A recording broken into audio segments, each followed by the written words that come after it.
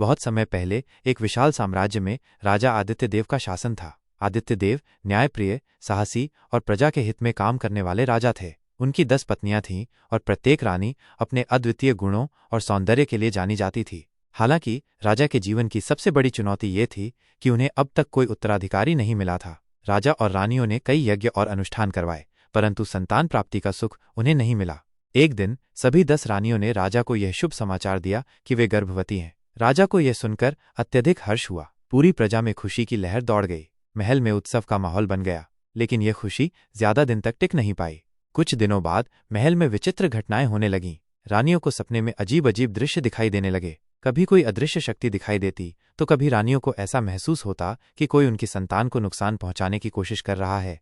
इस अनहोनी से घबराए राजा ने अपने दरबार के मंत्रियों से सलाह ली। मंत्रियों ने सुझाव दिया कि उन्हें एक महान योगी या साधु से परामर्श करना चाहिए। राजा ने पास के जंगल में रहने वाले प्रसिद्ध संत महादेव से संपर्क किया। महादेव अपनी दिव्य शक्तियों और तप के लिए प्रसिद्ध थे। साधु महादेव ने राजा को बताया, हे राजन, यह प्रसन्नता का विषय है कि आपकी 10 पत्नियां गर्भवती हैं, परंतु ये सरल बात नहीं है। आपके राज्य के पूर्व जन्म से जुड़े कर्म और यह स्थिति गहरे रहस्यों से भरी है। आपके राज्य में एक पुराना श्राप है। अगर इस श्राप का निवारण नहीं हुआ तो आपकी संतानें सुरक्षित नहीं रहेंगी। साधु ने बताया कि वर्षों पहले राजा के पूर्वजों में से एक राजा अनंत देव ने एक गरीब ब्राह्मण से अन्याय किया था। ब्राह्मण की पत्नी गर्भवती थी और राजा ने उनका धन छीनकर उन्हें जंगल में भगा दिया। उस ब्राह्मण दंपति ने अपने कष्टों के बीच एक श्राप दिया, इस वंश में कभी भी संतान सुख स्थिर नहीं रहेगा। जब भी उत्तराधिकारी जन्म लेगा, संकट उसकी राह में खड़ा होगा।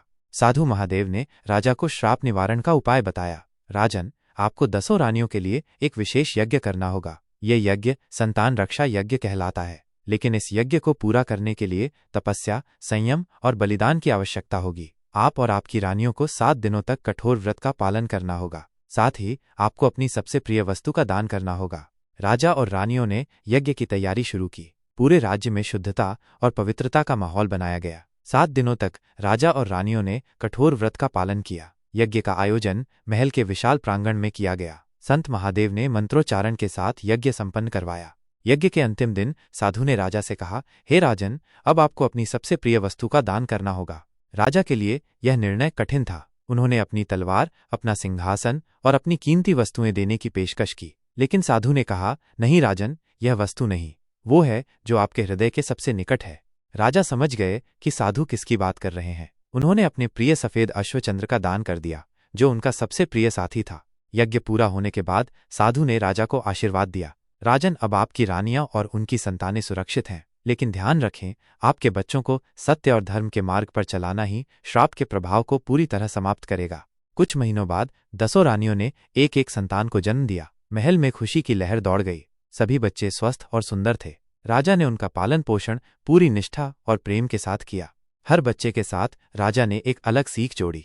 किसी को न्यायप्रियता, किसी को सहनशीलता, तो किसी को साहस सिखाया। धीरे धीरे सभी बच्चे बड़े हुए और राजा की शिक्षाओं को अपनाते हुए राज्य का गौरव बढ़ाने लगे।